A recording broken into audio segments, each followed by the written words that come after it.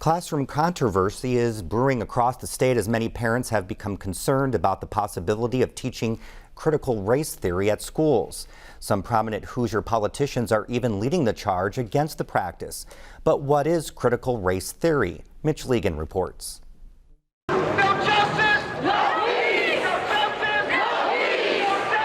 George Floyd in Minneapolis last summer set off months of protests and activism for racial justice across the country. Go shoot! Go shoot! Go shoot! Part of the fallout has been the elevation of critical race theory.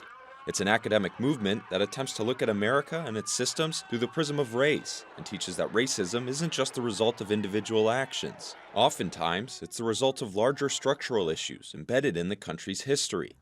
It's been a hot topic at school board meetings around the state. You can't erase racism by teaching racism.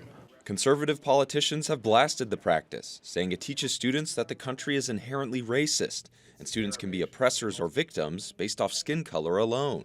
What this is doing is indoctrinating them to think that just because of the color of their skin, they may automatically be guilty of something and never redeemable, and that's just wrong. State Attorney General Todd Rokita sent a letter to the U.S. Department of Education last month, calling it to drop a proposal aimed at funding more inclusive civics and history programs. 20 state attorneys general, including Rokita, say it's a thinly veiled attempt to push critical race theory.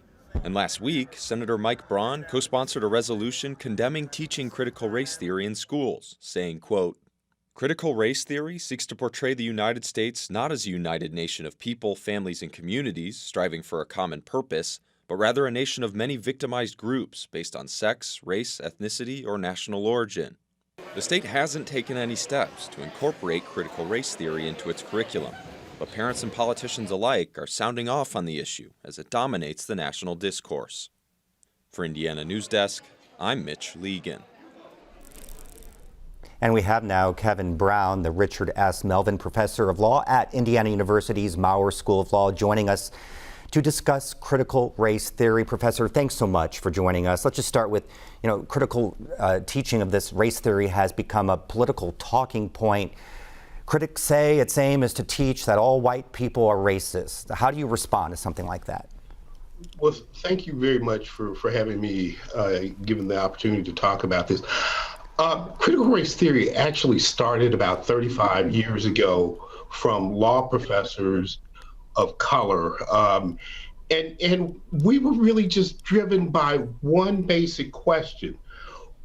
We wanted to know why Americans seem unwilling to implement effective programs that would alleviate the massive racial gaps that existed in important socioeconomic differences, even though Americans know that those differences are rooted in our history of slavery and segregation and racial oppression. So if you look at statistics on family income, unemployment rate, family wealth, access to health care, life expectancy, college graduation rates, home ownership rates, incarceration rates, on and on, you'll see that the conditions of blacks lags far behind those of non-white Hispanics. So what we were really trying to do was to understand why it is that, given that is the case, Americans weren't willing to implement programs and policies to attack these differences. And what we realized with it was that Americans had actually come to a point of normalizing their thinking about racial oppression. That in fact, the notion that blacks were much worse off in these social economic statistics was just simply deemed as the normal way of life. So we tried to change that thinking. So why, Professor, has it now become such a divisive idea? Well, no, that's an interesting question, because in a way, critical race theory has been around for 35 years, but even before it, in the 1980s, we had the Afrocentric movement and multiculturalism, both of which also created this notion that they were tearing up the fabric of America. So it seems to be more a reality of political grandstanding than anything else. All right, Professor, thank you very much. We're out of time already. Sure, we'll have much more on this in the future. Thank you. Sure, no problem.